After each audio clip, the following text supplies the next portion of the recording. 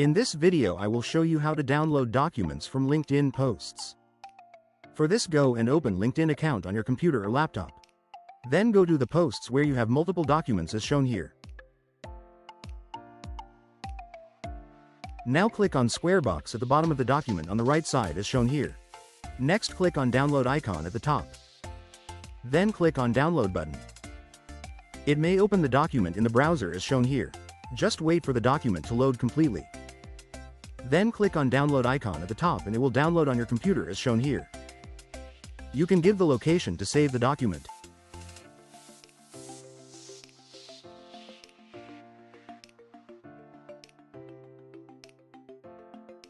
Now go and open the documents you have downloaded.